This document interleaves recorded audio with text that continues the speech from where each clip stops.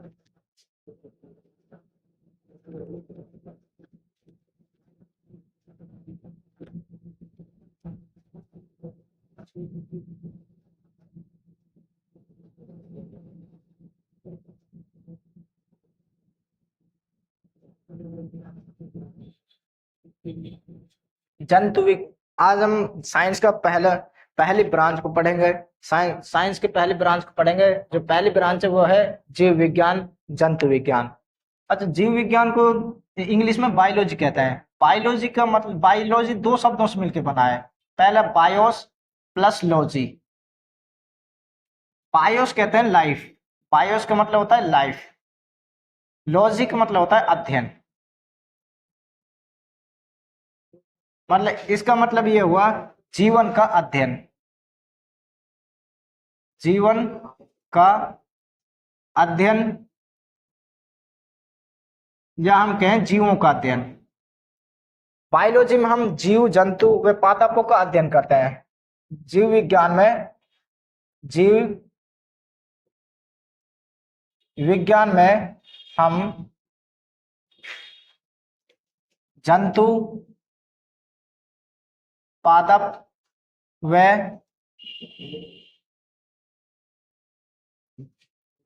सूक्ष्म जीवों का अध्ययन करते हैं, सूक्ष्म जीवों का अध्ययन करते हैं। तथा बायोलॉजी में इनका जंतुओं का वर्गीकरण तथा इनका वर्गीकरण करते हैं। तो जंतुओं का वर्गीकरण, जंतुओं को कितने भागों में बांटे गए, तथा पादपों को क्लासिफिकेशन करते हैं, और सूक्ष्म जीवों का वर्गीकरण हम पढ़ते हैं, तथा इनके रोगों के बारे में हम जानकारी प्राप्त करते हैं।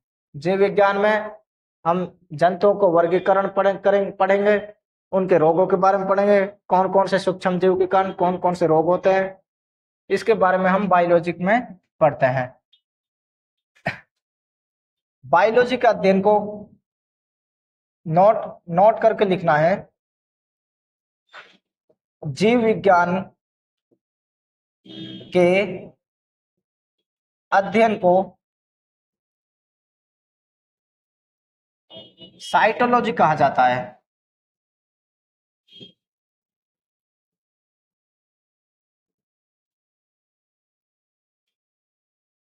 साइटोलॉजी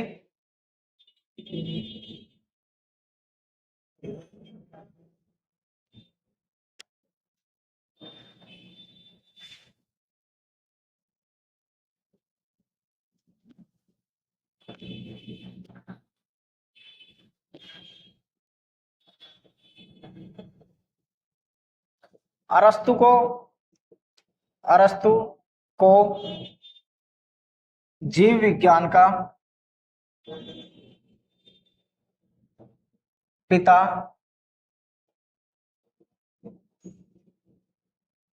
कहा जाता है। अब क्वेश्चन ये बनता है कि अरस्तु को जीव विज्ञान का पिता क्यों कहा जाता है? क्यों? अरस्तु एक ब्रिटिश जियोलॉजिस्ट था। इन्होंने ये पहली बार, ये ब्रिटिश जूलॉजिस्ट था, मतलब वनस्पति शास्त्र, ब्रिटिश जियोलॉजिस्ट था। इन्होंने पहली बार प्रकृति का सिस्टमेटिक तरीके, जीवों का सिस्टमेटिक तरीके से अध्ययन किया था।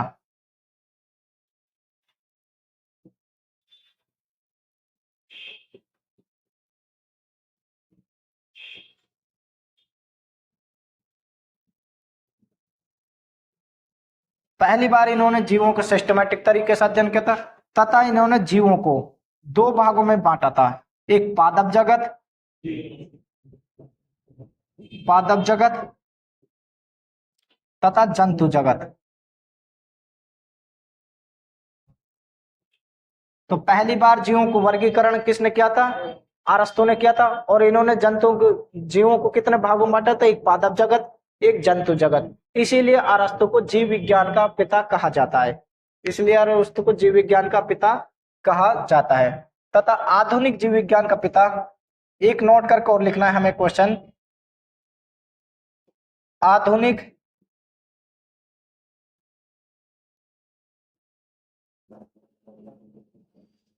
जीव विज्ञान का पिता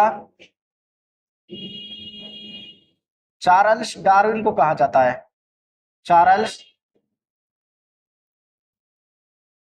डार्विन को कहा जाता है। चार्ल्स डार्विन को जीव विज्ञान का पिता इसलिए कहा जाता है क्योंकि इन्होंने जैव विकास के सिद्धांत दिया था। जैव विकास का सिद्धांत।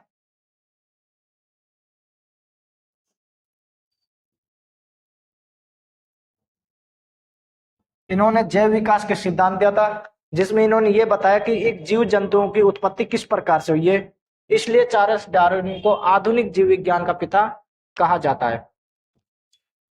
हम एग्जाम पॉइंट ऑफ व्यू से जीव विज्ञान के जो महत्वपूर्ण टॉपिक हैं उनको सिक्वेंसली हम पढ़ेंगे तथा जीव विज्ञान के महत्वपूर्ण टॉपिकों को जो हमारे एग्जाम आरआरबी रेलवे एग्जाम तथा हरियाणा सीईटी के एग्जाम के लिए जो महत्वपूर्ण टॉपिक है जीव विज्ञान के,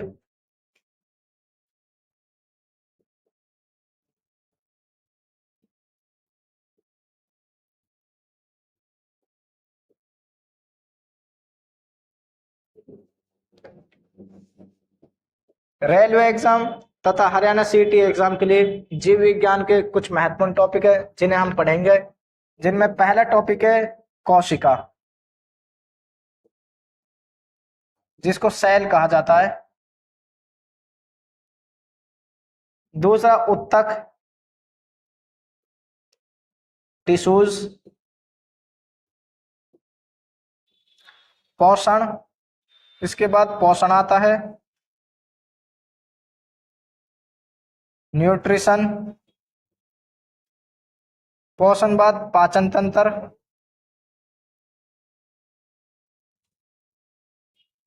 digestive system.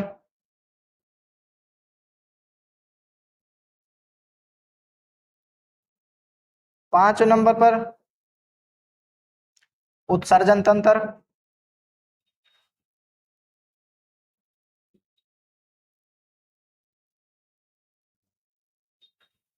Excretory system.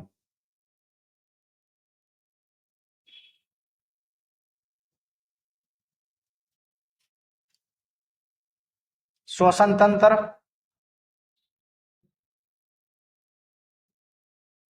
Respiratory system.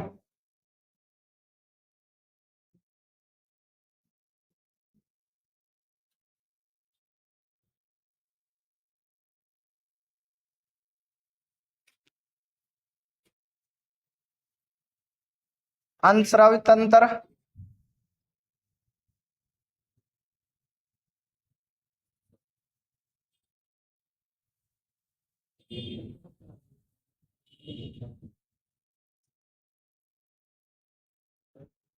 अंतस्रावी तंत्र के बाद आता है कंकाल तंत्र, स्केलेटन सिस्टम। फिर तंत्रिका तंत्र, नर्वस सिस्टम।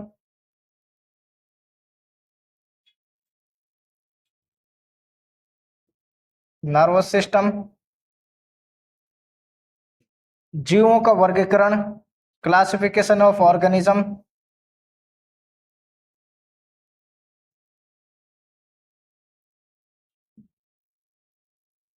वर्गीकरण। इसके बाद जीवों में जनन, रिप्रोडक्शन इन ऑर्गेनिज्म।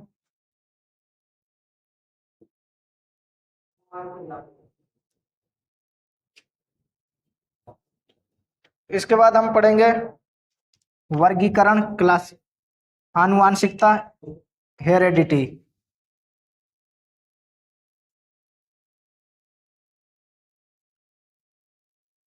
आनुवांशिकता, हेरेडिटी।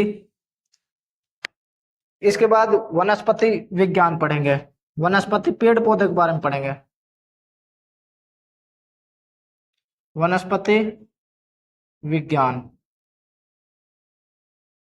और फिर लास्ट हम रोगों के बारे में पढ़ेंगे।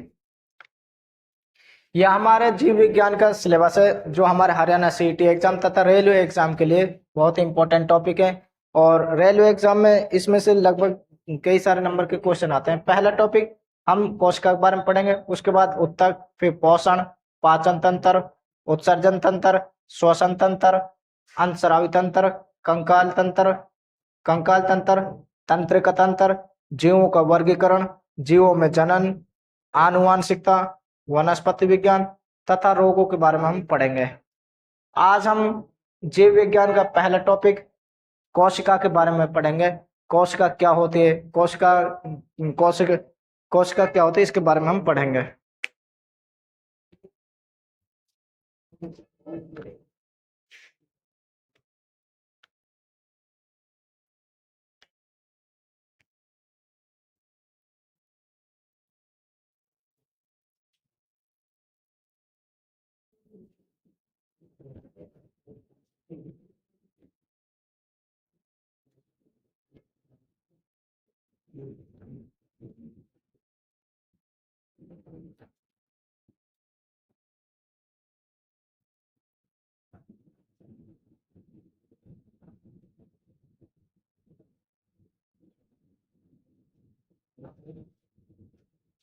कोशिका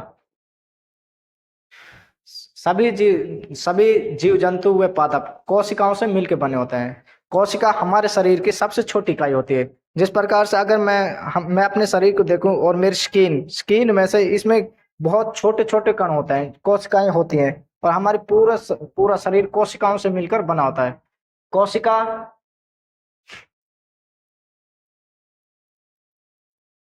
कोशिका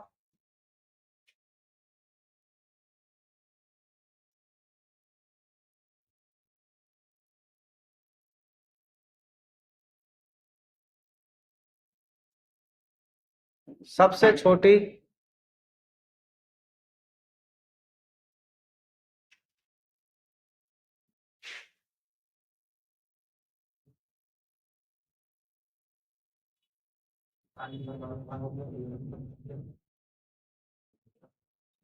जीवों की सबसे छोटी संरचनात्मक व कार्यात्मक इकाई को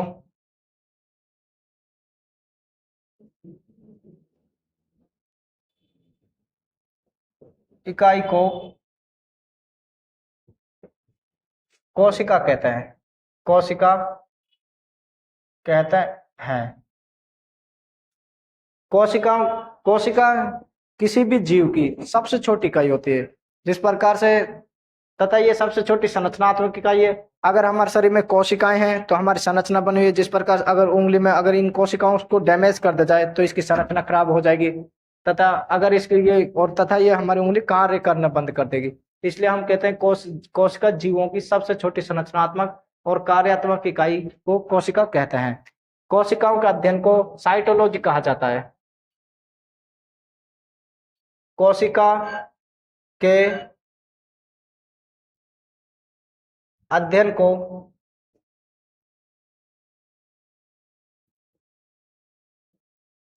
साइटोलॉजी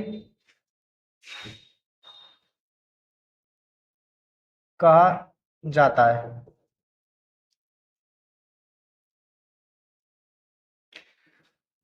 कोशिका की खोज के बारे में देखते हैं। कोशिका की जो खोज की थी,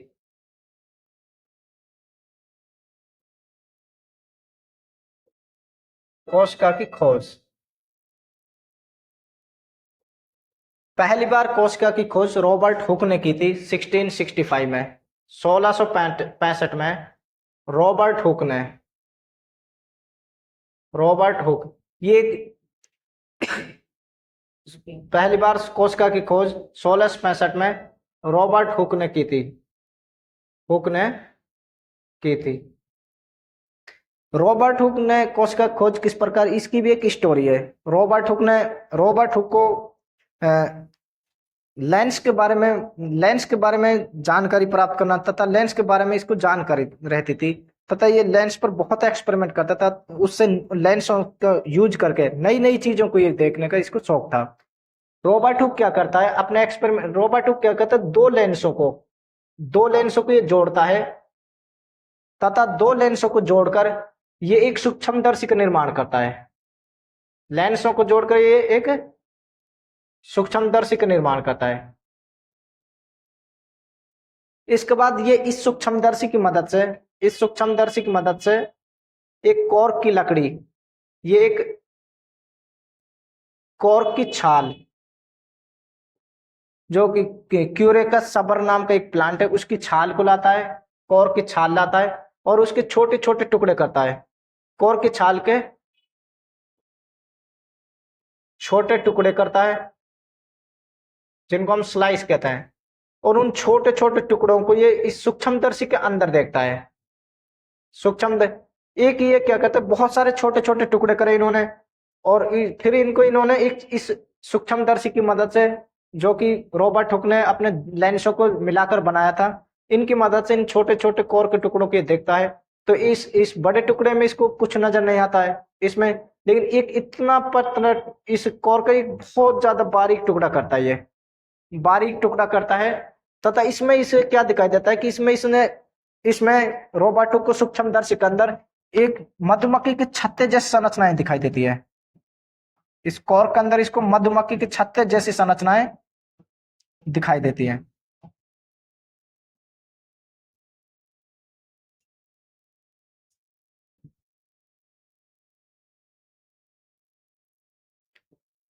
जब इनका ये साइड से व्यू देखता है, जब इन जो कॉर्क की लकड़ी के अंदर जो इसे छोटी छोटी छत्ते नुमा मधुमक्खी छत्ते जैसी संरचना दिखाई दी थी, फिर इनका ये साइड से इनको देखता है, साइड से को ये इस प्रकार से इसे दिखाई देती है। कॉर्क की संरचना कुछ इस प्रकार से इसको दिखाई देती है।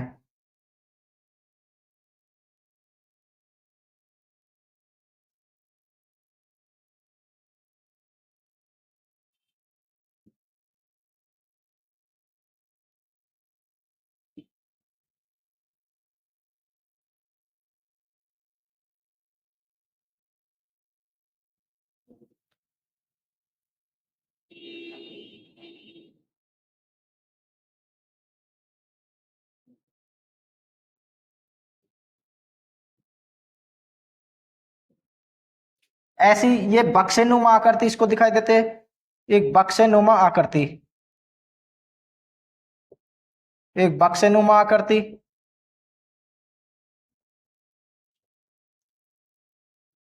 या एक बक्सेनुमा आकृति दिखाई देती है इसको। फिर इन बक्सेनुमा आकृतियों को ये कहता है कोशिका, इन बक्सेनुमा आकृतियों को ही ये कोशिका कहता है। तो इस प्रकार से इन्होंने रॉबर्ट हुक ने कोशिका की खोज एक सूक्ष्मदर्शी से की थी। तो सबसे पहले हम पहला क्वेश्चन यहाँ यही बनता है कि कोशिका को पहली बार किसने देखा था। रॉबर्ट हुक ने कोशिका की खोज 1665 में की थी, तथा इन्होंने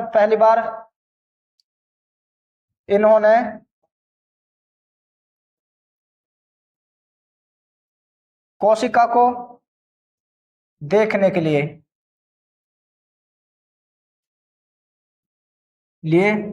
पहली बार स्वनिर्मित खुद के द्वारा बनाया हुआ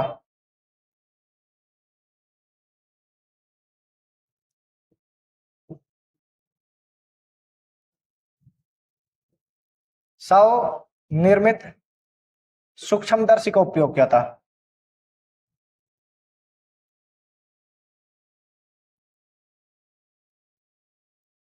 उपयोग किया था।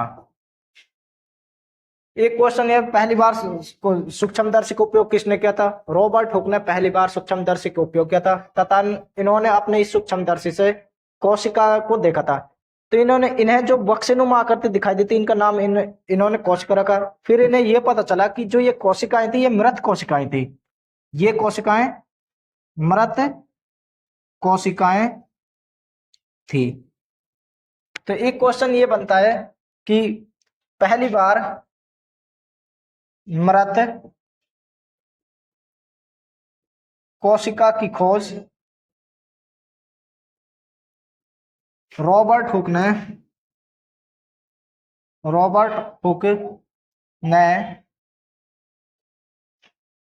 कॉर्क की लकड़ी में की थी। रॉबर्ट हुक ने पहली बार जिस कोशिका को खोजा था, वह कैसी कोशिका थी। मृत कोशिका थी। इस बात यहां से क्वेश्चन बनता है,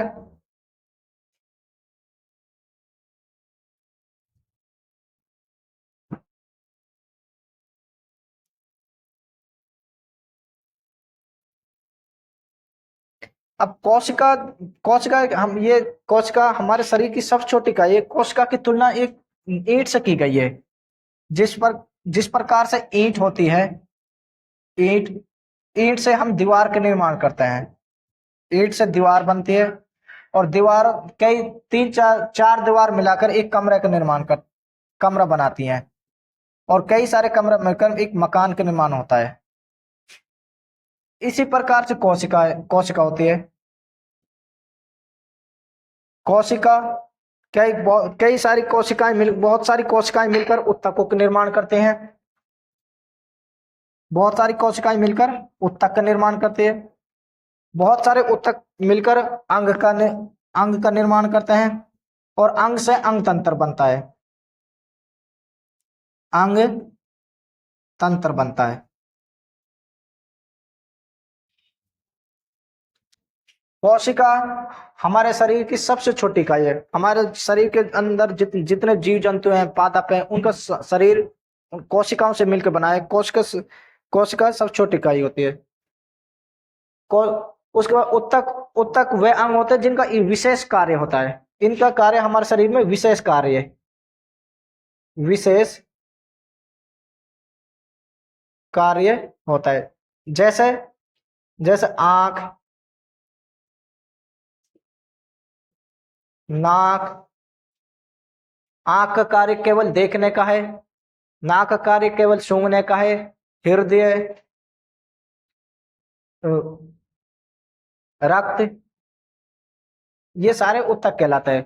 और इन उत्तकों को मिलाकर, जैसे उंगलियां हैं, ये उत्तक हैं, उंगलियां हैं, यहाँ तक हमारे ये अंग हो गए। इनको मिलाकर ये अंग बनाए। उंगलियों से मिलकर, ये गट्टे मिलकर ये पूरा अंग बना है। और बहुत सारे अंग, दो हाथ, दो पैर, बदन, इन सबको मिलाकर ये पूरे अंग तंत्र का निर्माण हुआ है। और इस प्रकार से हमारे शरीर का निर्माण हुआ है। तो यहाँ से दो क्वेश्चन बनेंगे। सबसे पहली बार कोशिका को किसने देखा था? पहली बार कोशिका को रॉबर्ट हुक ने देखा था। रॉबर्ट हुक ने जिस कोशिका को देखा था, वह किस प्रकार की कोशिका थी?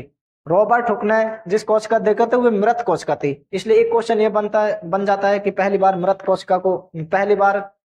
रॉबर्ट हुक ने कोशिका को देखा तो वह किस प्रकार की कोशिका थी? वह मृत कोशिका थी, और उसे कोर की छाल के अंदर देखा गया था पहली बार। तथा पहली बार सूक्ष्मदर्शी का उपयोग किसने किया था? रॉबर्ट हुक ने पहली बार सूक्ष्मदर्शी का उपयोग किया था।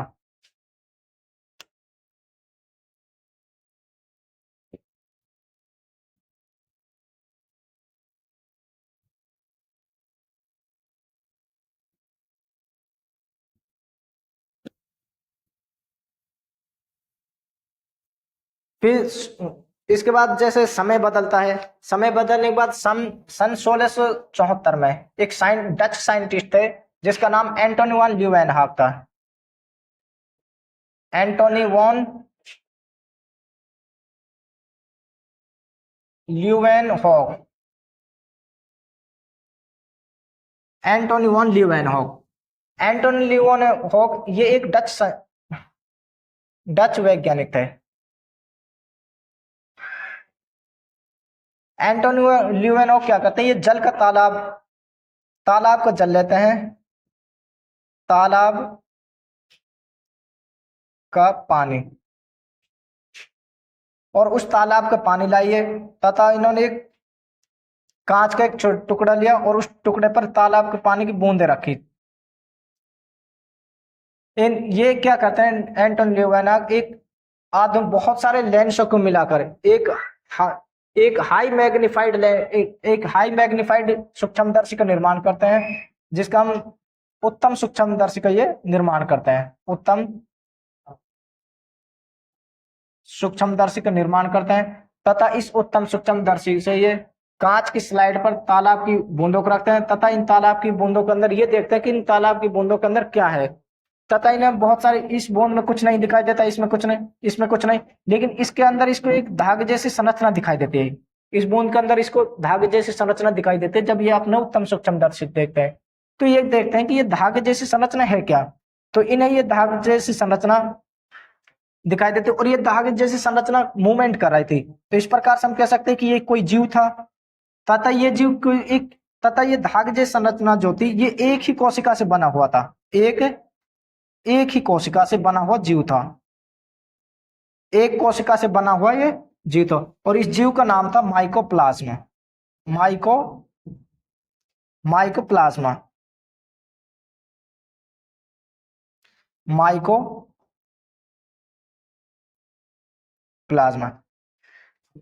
इस प्रकार से ये एक जीवित कोशिका की खोज होती है। तो यहां से क्वेश्चन बनता है, पहला क्वेश्चन ये बनता है कि पहली बार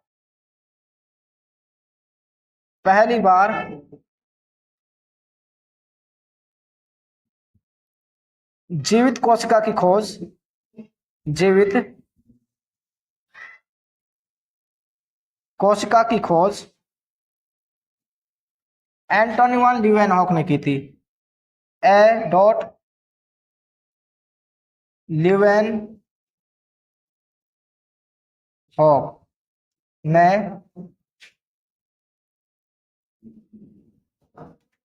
तालाब के जल में माइकोप्लाज्मा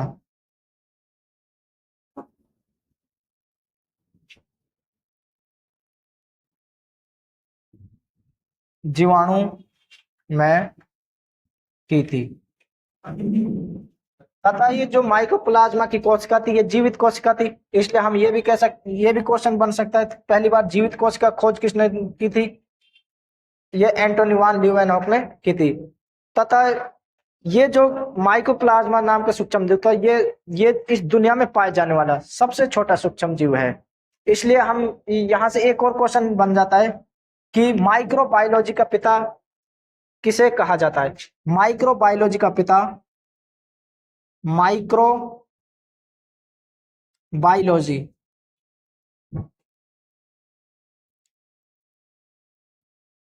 माइक्रोबायोलॉजी का पिता एडॉट ल्यूवेनहॉक। माइक्रोबायोलॉजी या हम कहें बैक्टीरियोलॉजी, बैक्टीरियोलॉजी का पिता एंटोनी वान ल्यूवेनहॉक को कहा जाता है। सूक्ष्मदर्शी विज्ञान का पिता एंटोनी वान ल्यूवेनहॉक को कहा जाता है क्योंकि इन्होंने माइकोप्लाज्मा नाम के जीवाणु की खोज की थी, जो इस पृथ्वी पर पाए जाने वाला सबसे छोटा सूक्ष्म जीव है। इसलिए एंटोनी वान ल्यूवेनहॉक को माइक्रोबायोलॉजी का पिता कहा जाता है, या इसको बैक्टीरियोलॉजी भी कह सकते हैं क्योंकि माइक्रोप्लाज्मा क्या है, बैक्टीरिया है। इसलिए हम ये भी कह सकते हैं कि बैक्टीरियोलॉजी का पिता भी इसी को कहा जाता है।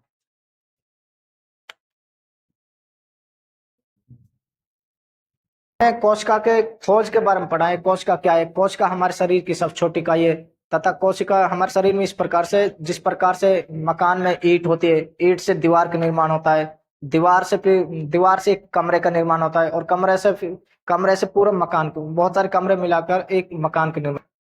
आज हमारी क्लास हम यहीं तक समाप्त करते हैं, तथा नेक्स्ट क्लास में हम आपको कोशिका के बारे में आगे कोशिका के बारे में समझाएंगे।